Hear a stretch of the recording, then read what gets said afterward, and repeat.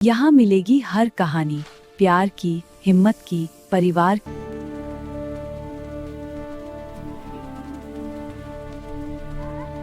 एक शांत सा गांव था जहां मिट्टी की खुशबू और परंपराओं की इज्जत अभी भी जिंदा थी। समय के साथ उनके चारों बेटों की शादी तय हो गई और एक ही दिन घर में आई 4 नई बहुएं।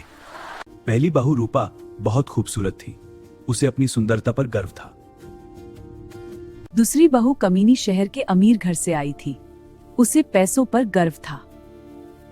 तीसरी बहू निशा बहुत पढ़ी लिखी थी, हर बात में डिग्री का जिक्र करती थी।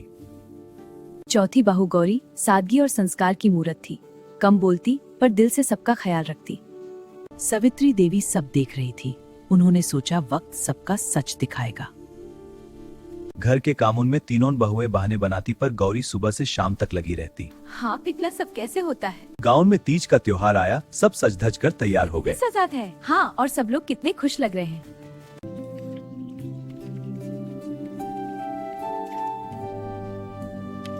त्योहार के दिन भी गौरी ने पहले सास ससुर को खाना खिलाया, फिर खुद खाया। एक दिन अचानक सावित्री देवी बीमार पड़ गई। अब कौन सेवा करेगा इनकी? अम्मा जी, मुझे डॉक्टर से डर लगता है, मेरे हाथ खराब हो जाएंगे। मुझे इम्पोर्टेंट काम है, मेरे हाथ में दर्द है। अरे नहीं। अब कौन सेवा करेगा अम्मा की? अम्मा जी, हम सब हैं, आप चिंता ना करें। सावित्री देवी चारों बहू को देख रही थी।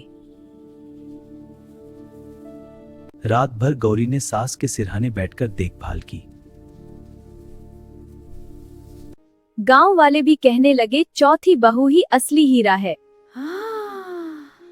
चौथी बहू ही असली हीरा है। सही बात है, बिल्कुल। हाँ, ये बात तो पक्की है। सावित्री देवी गौरी की सेवा से जल्दी ठीक हो जाती है।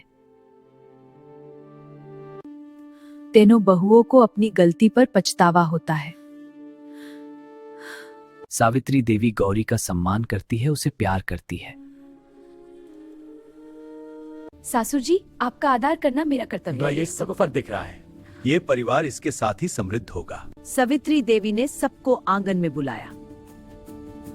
घर पे पैसा रूप या डिग्री से नहीं, दिल और संस्कार से चलता है। तीनों बहू की आंखों में आंसू थे। तीनों बहू की आंखों में आंसू थे। उन्होंने गौरी से माफी मांगी। गौरी, हमसे बहुत गलती हुई, हमें माफ कर दो, तुम्हें दुख पहुंचाया। सब ठीक है। संस्कार सबसे बड़ी दौलत है। उस दिन से घर में सिर्फ एक ही बात याद रखी गई, सन सबसे बड़ी दौलत है। उस दिन से घर में सिर्फ एक ही बात याद रखी गई, सन सबसे बड़ी दौलत है।